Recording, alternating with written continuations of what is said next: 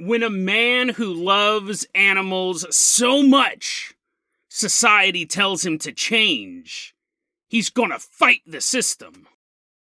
But will his nose be a friend or foe? Like, Jason, that made zero sense. What are you talking about? Hold on. Just keep listening to the episode. And then we travel to Japan to take a look at a conspiracy theory that the Japanese Red Cross used young men's own horniness to get them to donate blood. Sounds like a pretty cool deal, honestly, if you ask me. But does this fun story point us towards a much bleaker future? One where the AI controls everything we do. Today on Dead Rabbit Radio.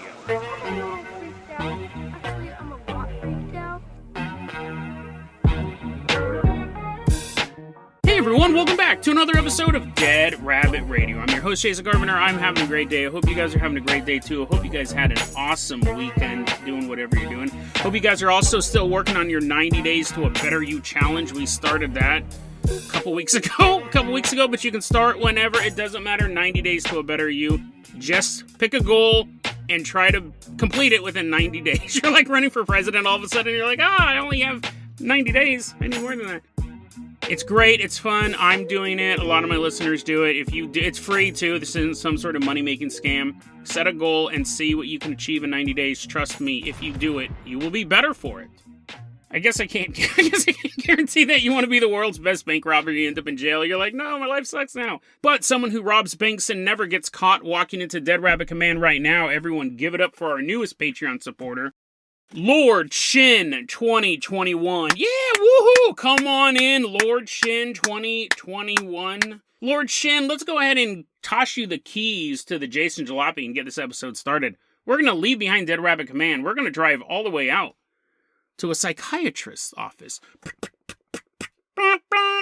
If you're a new listener to the show, you probably didn't notice anything different, but longtime listeners of the show noticed that I left something out of that intro. Normally, I say, if you can't support the Patreon, that's fine too. Just help spread the word about Dead Rabbit Radio. It means a lot. But this episode, I have some homework for you. In that psychiatrist, this is real. This is totally real. I need this. Everyone who's listening to this episode, you now have a homework assignment. In the psychiatrist's office is an item. Now, it's not just in this psychiatrist's office. Apparently, this is a tool that many psychiatrists use, and I want one of these. I kind of need one of these. I'm kind of becoming obsessed. I feel like, as I'm talking about it, I'm Indiana Jones looking down a dark jungle tunnel only to see a golden idol sitting on a stone wall. I need this. Let's take a look at the story of this guy who's experiencing this truly cursed item. I mean, if anything comes close to the Necronomicon, it's this thing, or the Necronomicon. I've been told I've been pronouncing it wrong for the past 46 years of my life. A cursed object. This guy named Vasasha posted this online. We're going to call him Josh. Josh, even the story starts off where it's missing so much context. Because the story starts off with Josh being arrested for committing bestiality. I gotta know how that part happened, right? I can't imagine how you get caught doing that. I mean, I guess there's a bunch of different ways, right? People videotape themselves doing it. Which I get it, sure, like rappers will videotape themselves like juggling fentanyl, and they're like, this is where I get my money. And they're like sitting on a bunch of dollar bills, not $100 bills, right? And they get arrested. There was one famous rapper in San Francisco. Actually, he wasn't famous. He was famous in the underground scene. His name was Kraz, I think it was. And he would rap about how much money he made selling weed. And they scooped him up. He's still in prison as far as I know. He got like 20 years for dealing, because he was dealing so much. He was shooting music videos about how much weed he was selling. But that's fine, right? It's not fine. It's actually illegal. It was illegal back then, at least. This is back in the early 2000s. He actually might be getting out soon, now that I think about it, but hopefully. That's one thing, right? Like, you're filming yourself, throwing around money, whatever. It's artistic license. Sure, you're committing a crime, whatever. I don't understand why someone would film such a disgusting act, but people do. So maybe they found video footage of him. Maybe, which is fine, right? On the funometer, on the laughometer, it's out of 10. It's probably like a 1 or a 2, right? Whatever. But I'm thinking, wouldn't it have been funnier? But first, let me back up and say, this is a horrible crime. It's animal abuse. I'm trying not to make light of it as I'm laughing, but if you had to arrest someone for bestiality, if all of a sudden this hypothetical fell in your lap, would it rather be that you caught video footage of him doing it, or that, like, some nosy neighbor looked over the fence and caught him in the act? That'd be way funny. Like, Jason, courts, judges don't care how funny it is. How funny it is that they got caught. I just imagine, like, some, like, old woman, like, baking muffins in her kitchen, and, like, she hears a sound in the backyard. It's a guy kissing a dog, and she's like, what? And then I imagine, like, a little family circle type cartoon strip of this woman poking her head up over. Okay, so here's the thing. Obviously, I'm approaching this. I'm not being super sensitive to the topic. I'm sorry. I would not be laughing so much. I wouldn't be like, oh, he kicked that dog to death. But did he get caught in a funny way? It's different. It's still animal abuse. Hopefully, people aren't unsubscribing to the show right now. But I'm just saying, right? There's a funny way to get caught committing a crime and a boring way. So hopefully he got caught by a neighbor or a policeman who was just passing by and he heard a on a dog. Anyways, Josh got arrested committing bestiality, and he made a deal. He would serve no prison time for his crime, and really more importantly, would stay off the sex offender registry. That's the big thing, right? You can do a year or 2 in prison standing on your head, as long as you keep to yourself. But if you're on the sex offender registry, you can't work, you can't, get a place to live, all this stuff. Now, it's kind of gross because he actually did have sex with an animal. We don't know if it was a dog. I'm assuming it's in a dog for what's coming up later, but it doesn't matter, right? It's not like they're like, oh, it's just a squirrel. We'll let you off with a warning. He had sex with an animal, most likely a dog. Even if he's not on the sex offender registry, he's still a sex offender, but you can make deals so you don't appear on that. This guy, he can stay off the sex offender registry, even though he's a sex offender, and a creepy one at that. Like, again, we haven't even gotten started. If he completes aversion therapy. So he's like, yeah, that's awesome. Like, I can stay out of prison. I don't have to be on the registry. I just have to do this aversion therapy. I can do that. But then he goes, well, what's aversion therapy? And they go, well, it's not what you think. It's not like we attach electrodes to you. It's not torturous. And he's like, oh, okay, good. They said, what we do is we're going to hook your penis up to this machine, this electrical machine, right? It is kind of electrical. They hook your penis up to this thing called a PPG test that actually tell how aroused you're getting. And it's like a lie detector for your penis. And we're going to show you deviant images. It's like, sounds like a good Saturday afternoon to me. They show you deviant images while you're hooked up to this PPG. And if you show arousal, we take this vial of smells. We have like these little jars in the office. This is what I want, guys. I want one of these. They have these jars in these offices, and they go, well, hold it under your nose, and you just take 3 deep breaths. And that is the aversion therapy. We'll just do that, once a week. Takes about 30 minutes, an hour to go through it. And he's like, dude, I can totally do that. That's totally fine. Now, what's creepy is he's writing this, and he says multiple times, listen, I committed the crime, and I understand that, and I'll never do it again. However, I don't want to change who I am inside. He says this a couple times over 2 different posts. I don't want to change who I am inside. See, he's an animal lover. He really, really loves animals, so that's such an intrinsic part of his personality. He does not want to let go of that. Anybody who knows anything about therapy knows that that's the goal, right? Is to get rid of that. Oh, I don't want to gamble all my money away, but I don't want to get rid of the risk taker that I really am inside. Well, that's what's causing that problem in the first place, right? I don't want to change who I am. It's actually part of his personality that he's a zoophile. So he decides to start doing this aversion therapy, and what happens is he's posting a story online on week 5. He's been doing this for 5 weeks now, and he posts online and he's like, I have no idea what I signed up for. None. Because I'm failing the PPG test. They are hooking me up to this thing. They're showing these animals, this doing stuff, right? Not playing. There's not a bunch of dogs playing poker, even though that is deviant. It's sex stuff with dogs, and he's getting aroused by it. And then the therapist brings these vials to him and makes him sniff them. And he goes, I can barely even get 2 deep breaths. And I begin retching uncontrollably. He goes, I'm so nauseous that even when it's over with, as I'm leaving the office going home, I still feel like I'm going to puke. These scents are animal related, right? Makes sense. One of them is rotten meat, just like the most pungent rotten meat smell right under your nostril, and you have to sniff. Did I tell you guys not to eat before this segment? I don't know if I included that part. Rotten meat right underneath your nose. You have to get 3 deep nostrilfuls of this smell. The other one is cat spray right up under your nostrils. And then I've never smelled this. I've smelled the first 2, right?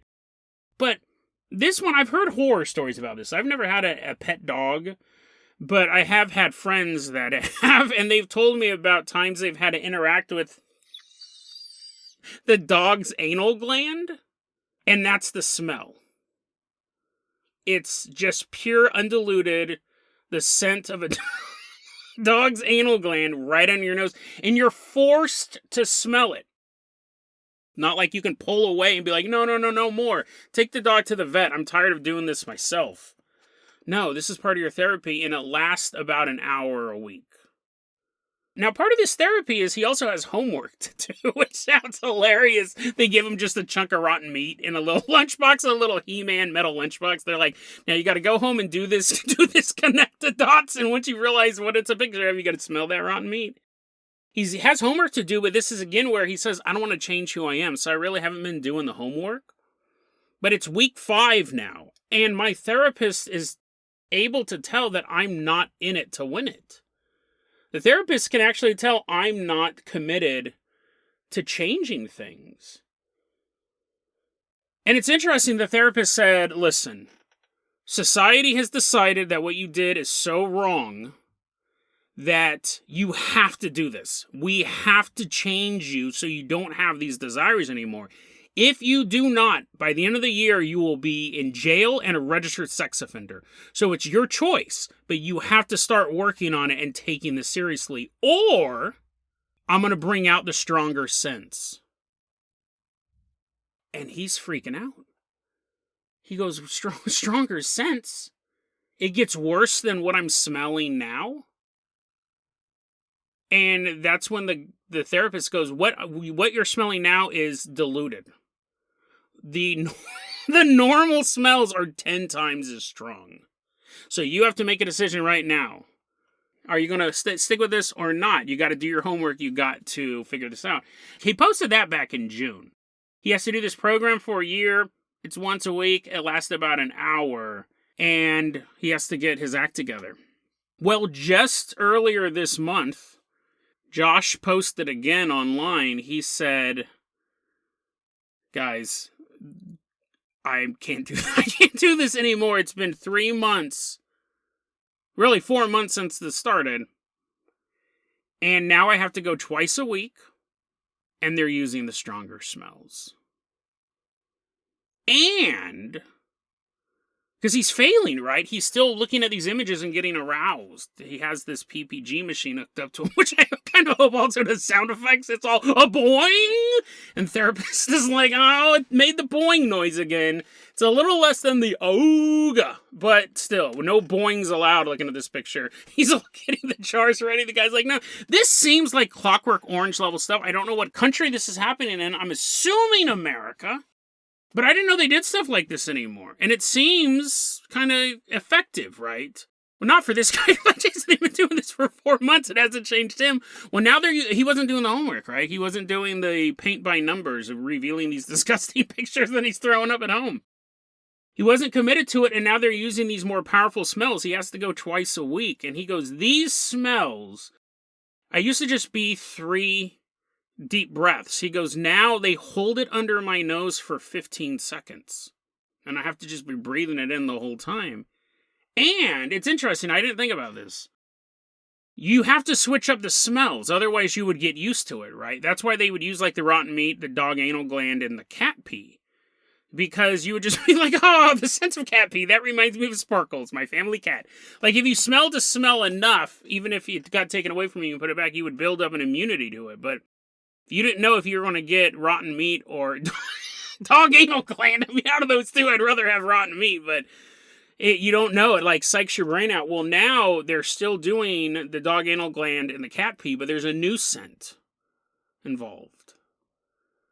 And it's funny because he goes, when I ask what is that smell, they never tell me. He goes, I can put 2 and 2 together. I know the smell of rotten meat, I know the smell of dog anal gland. He goes, this new one, I don't really know what the smell is. The way he describes it is they stick it under his nose, and he says it smells like rancid dog breath.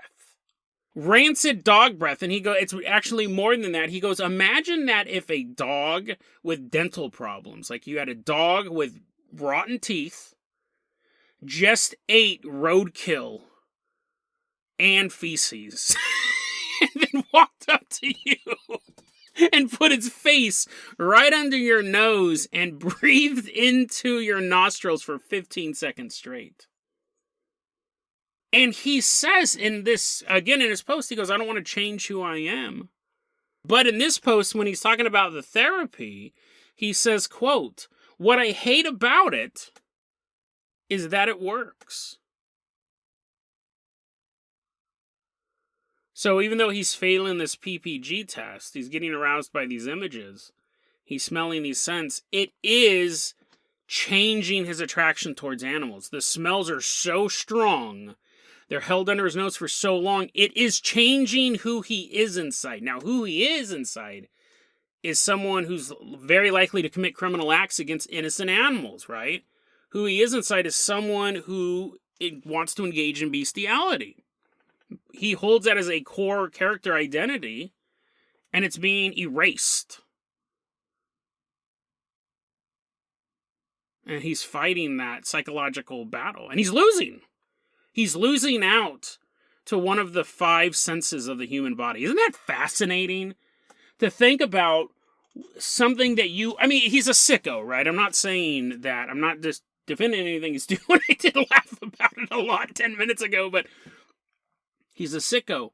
And again, he could have chosen to just go to jail and be on the sex offender registry for 10 years, the rest of his life, whatever the sentence was.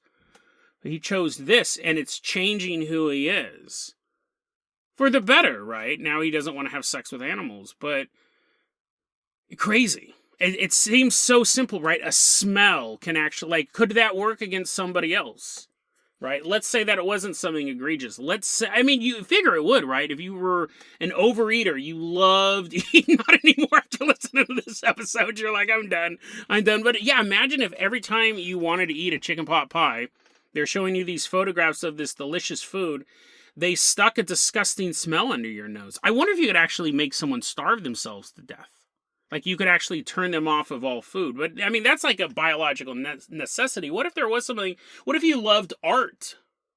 You love looking at paintings. Like, could you override somebody's core programming, some part of someone's soul, simply by assaulting one of their 5 senses? I mean, you could obviously torture people. 1984 is all about that, right? Like, how badly do you have to beat a man before he stops loving symphonies?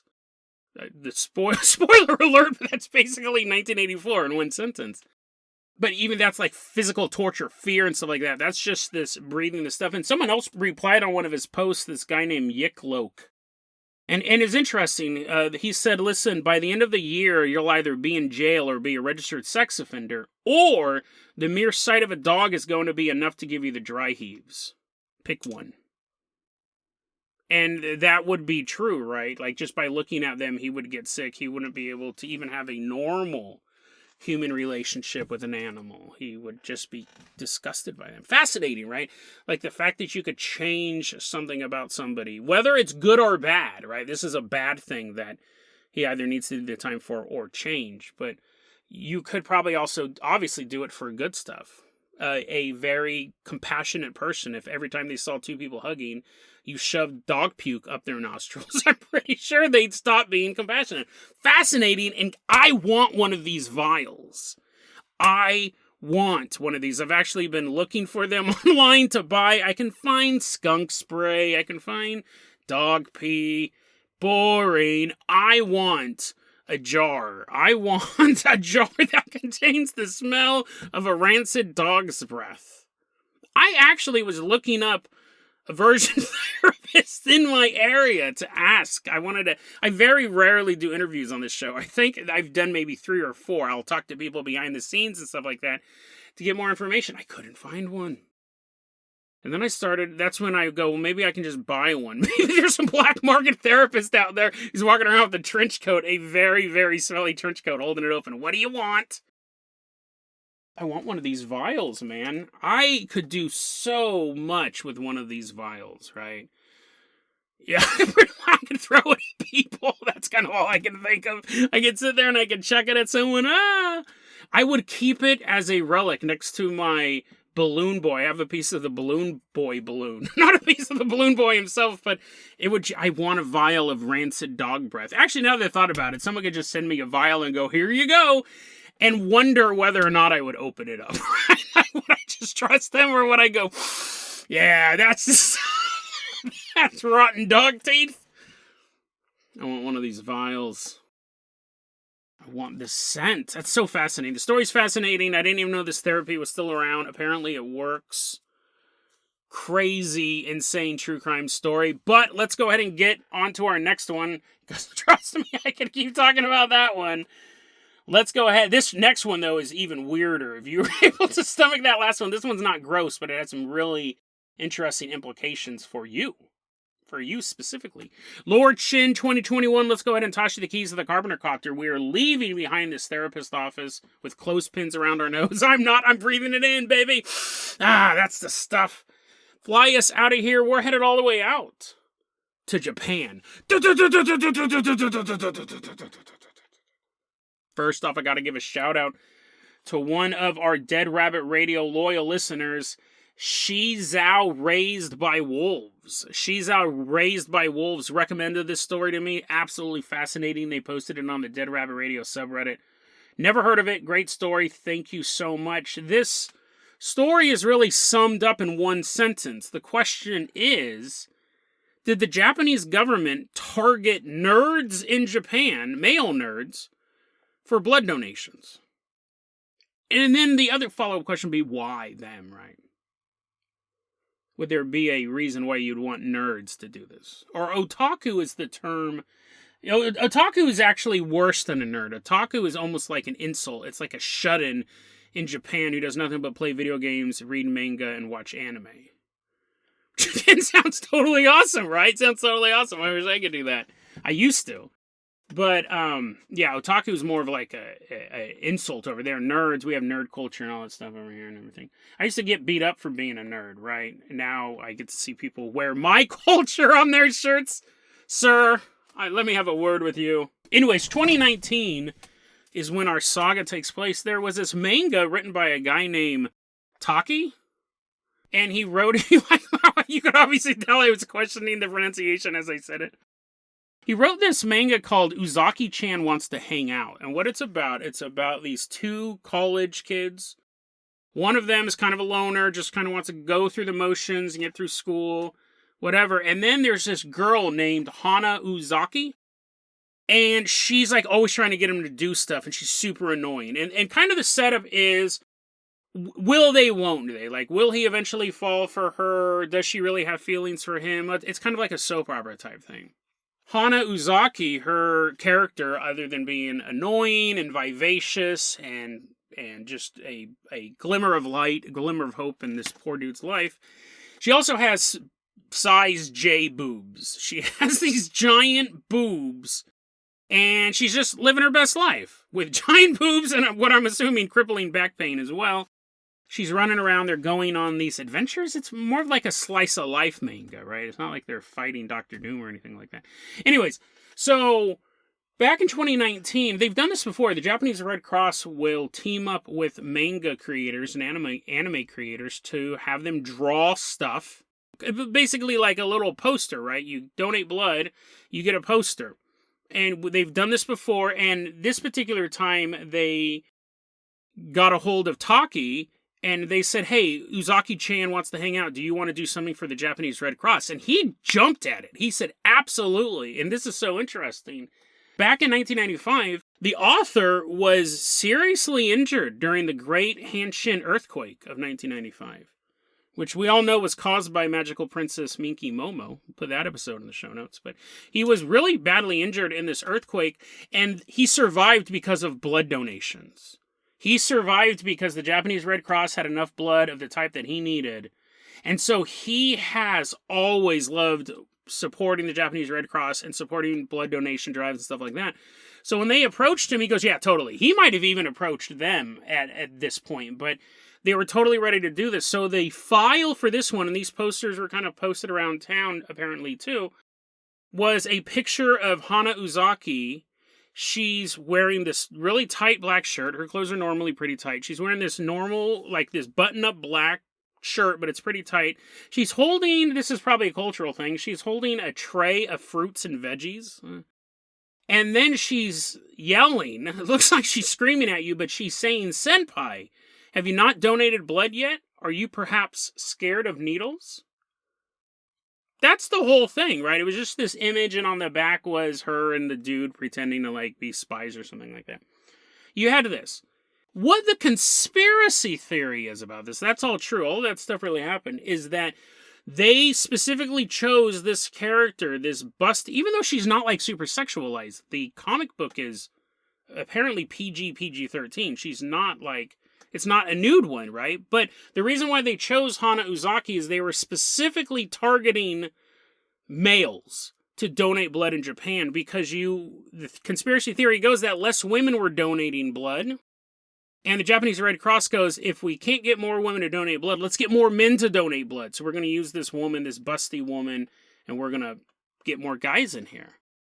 Now, that's where conspiracy theory comes from, because obviously we don't know what they were thinking. We don't know if that was their master plan. We can look at the statistics, and She's Out Raised by Wolves sent me some of these statistics. Thank you very much for this.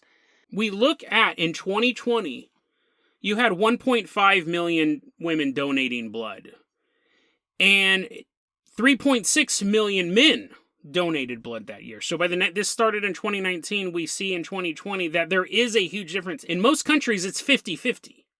50% men, 50% women. There's a few countries where a lot more men than women, like Greece and parts of Italy as well. It's like 60-30 difference, but generally it's 50-50. So you are seeing a huge increase of men donating blood. I couldn't find the statistics for 2019. Neither could they. We couldn't get them. But we do have a rise there. So did they plan for this? Did they say, listen, not enough women? And we can see statistics from 2014 to 2020. There was a dip in blood donations. We can actually look it dropping pretty regularly until 2019, and then it started to rise again. So we did see that. Now, people may have been donating more blood for all sorts of reasons, but we definitely have these coincidences, you could say. So did they plan that? Did the Japanese Red Cross go, we need to make up for the females not donating, so let's get more males to donate blood? And then there was even a more interesting spin on that conspiracy theory. It wasn't that they just wanted more men to donate blood. They wanted nerds to donate blood. They wanted the otaku to donate blood because, and this is pretty common, right? I think it's the same thing in America. To be a blood donor, you have to have not had sex with a new partner within the past 6 months. So if you're married, you're with the same person forever, it doesn't matter.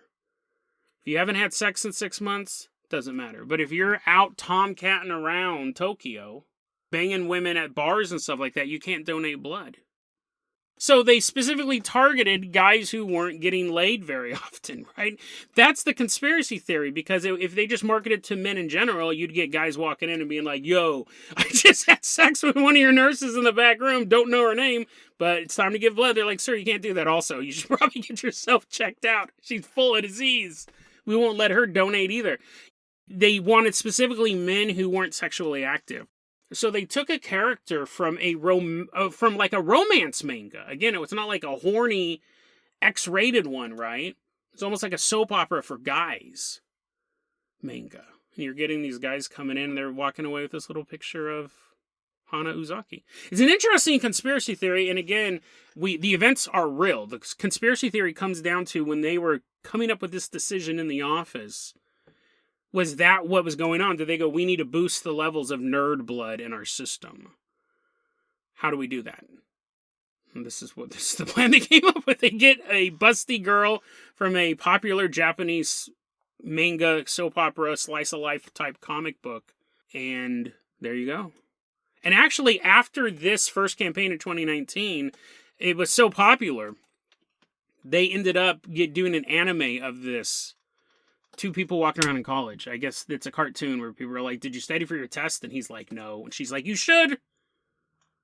Like, what's the cliffhanger to that? I mean, I guess people watch soap operas in real life. I watch Lifetime movies all the time. I mean, I guess I can't criticize it. But, I mean, if you have the ability to animate anything, I mean, literally, you can draw anything you could possibly think of.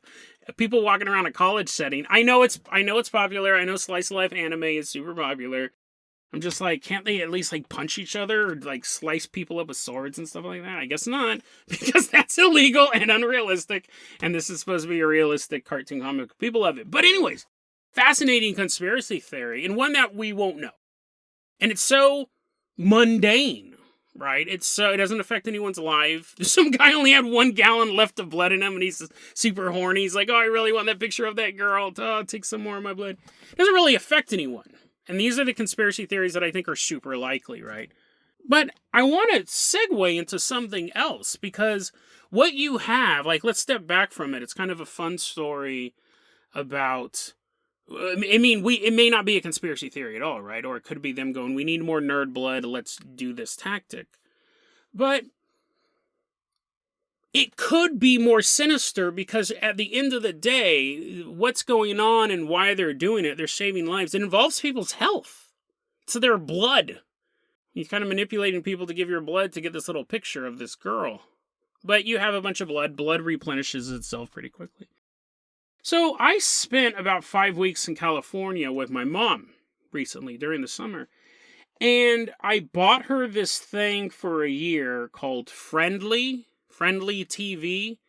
It's basically, this isn't an ad, but I love the service because, you know, nowadays you either pay $100 for your cable package or you have all these streaming channels that don't show what you want anymore. Friendly has this thing. I think it was like $70 for a year, and it gave you like 32 channels of television. And some of them were like, you'll get local news and stuff like that, because my mom watches local news. But then it has like the Hallmark channel, and it has Vice. I was watching Vice and stuff down there. But I was watching a ton of Lifetime channel movies. I can watch Lifetime, I call it pretty girl television. Lifetime channel, I can watch it seriously all day long. It's one of my vices. Jessica Morris.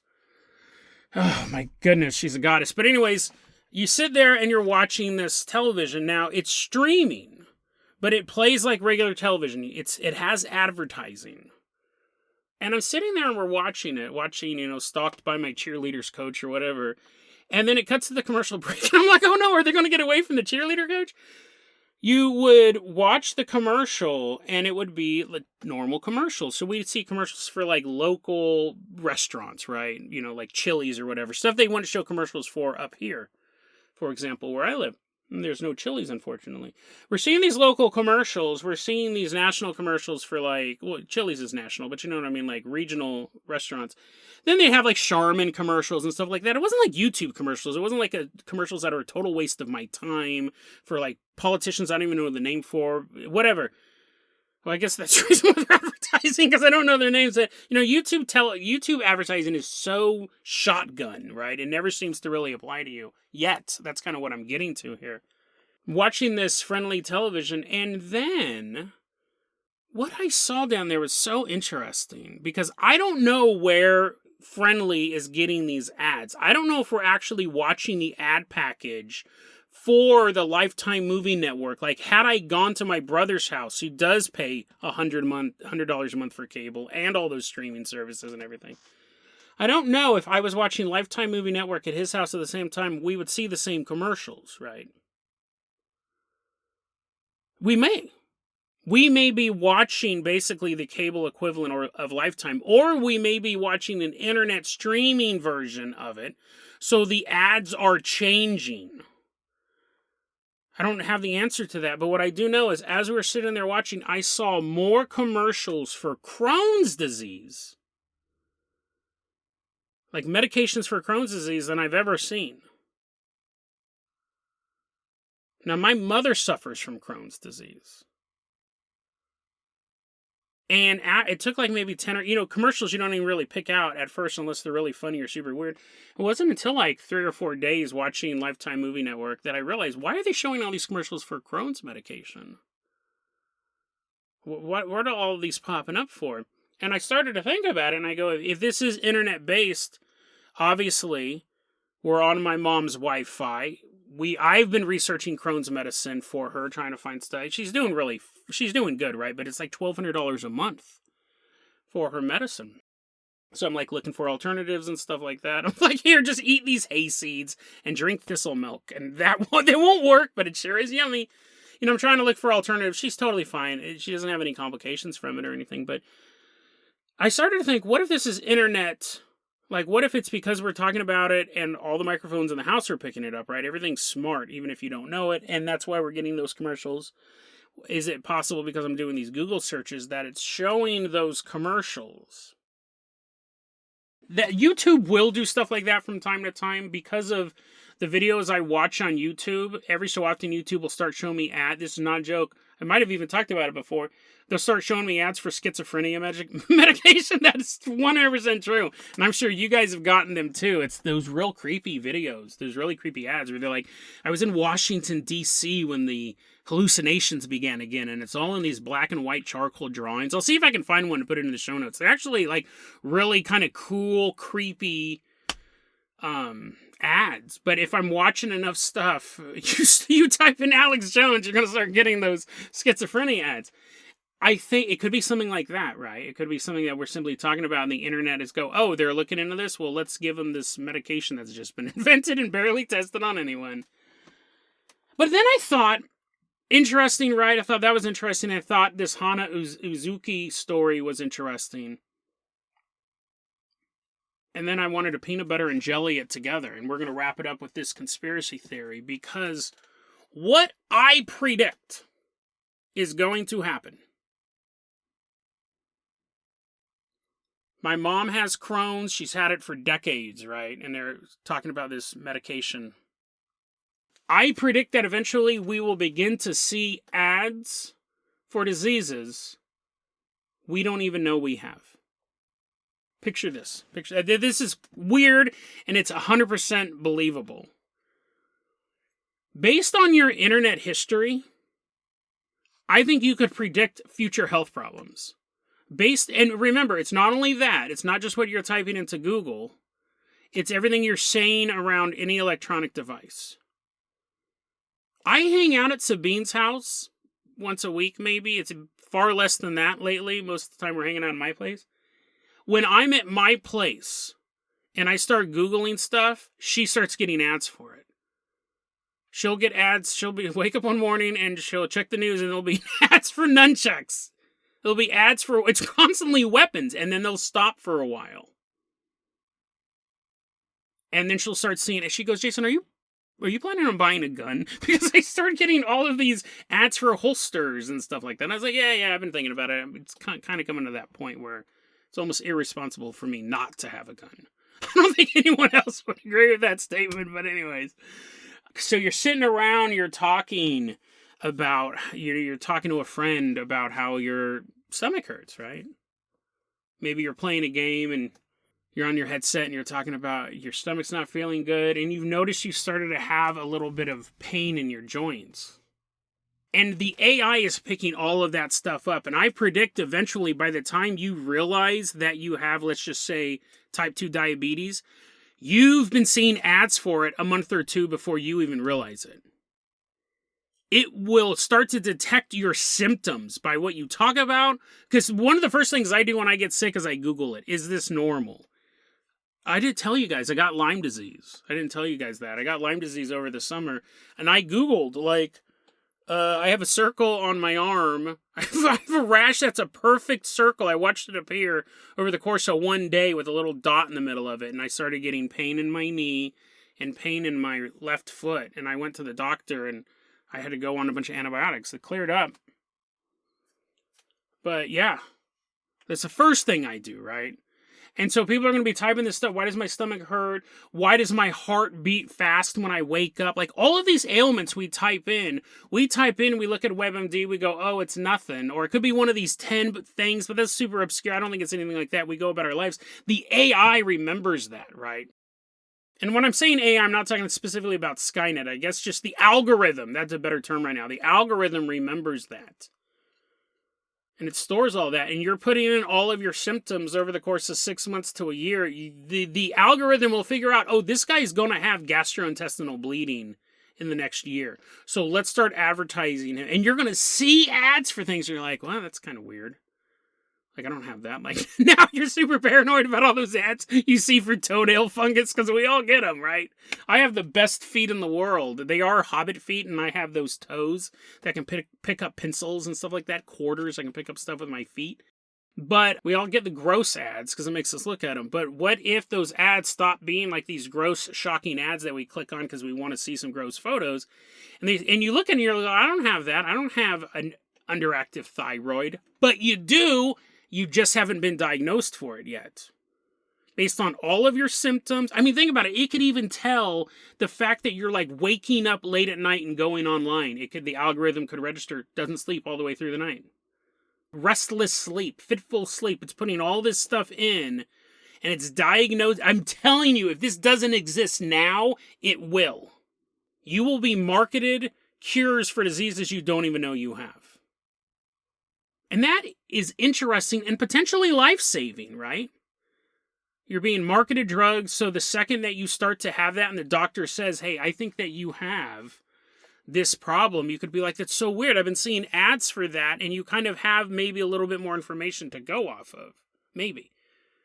In a good way, the algorithm's storing this information and pre-diagnosing you, because so many of our illnesses, you can tell you're going to get them. Not all of them. Obviously, right? But there are a lot of illnesses, like you can fit a genetic factor for depression. You can fit a genetic factor for Crohn's, right? You can have these things and they go, you have a high chance of getting Crohn's or having Crohn's already. You just don't know it. IBS, all this stuff. But then also we have to look at the dark side of the algorithm. Because this could work both ways, right? It could pre-diagnose you and then it could misdiagnose you on purpose. The algorithm could look at you and say, just like we could go back to this conspiracy theory, the nerds, we need blood, they can't have had sex with a new person in 6 months, we're going to target them specifically. What if the algorithm and some shady people, medical companies behind the scenes, right, they go, we need to boost the profits of drug X. We need to get more people to take this drug to meet our quarterly goals. They can use the algorithm to look for people who fit that type. Not that they necessarily have the disease, but that they could. They find single men who are 46 years old, who are overweight, who spend a lot of time in a haunted closet. And they pump all this stuff in and they start marketing me for drugs because they know what my symptoms are, right? They can go, that's interesting. He said recently that his stomach hurt. We picked it up on the mic. The algorithm says that this guy is 45 years old, 46 in 2 weeks? My birthday's coming up.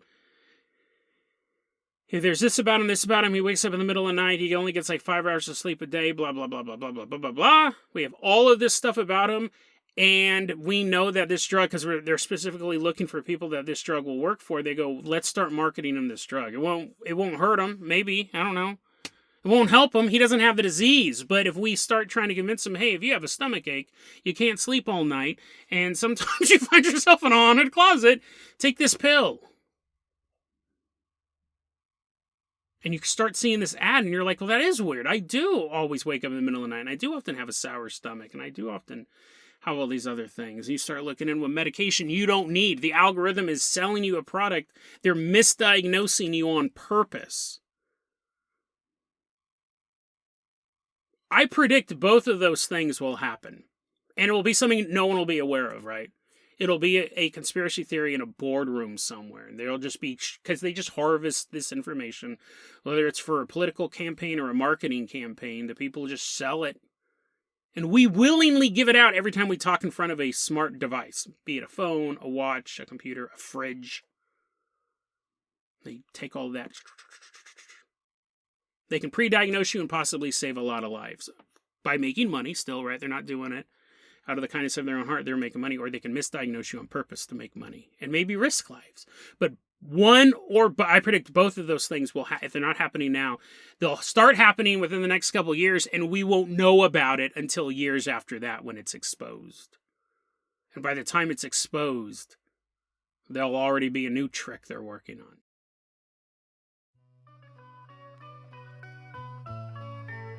DeadRabbitRadio@gmail.com is going to be our email address. You can also hit us up at Facebook.com/DeadRabbitRadio. TikTok is at DeadRabbitRadio. Dead Rabbit Radio is the daily paranormal conspiracy and true crime podcast. You don't have to listen to it every day. I'm glad you listened to it today. Have a great one, guys.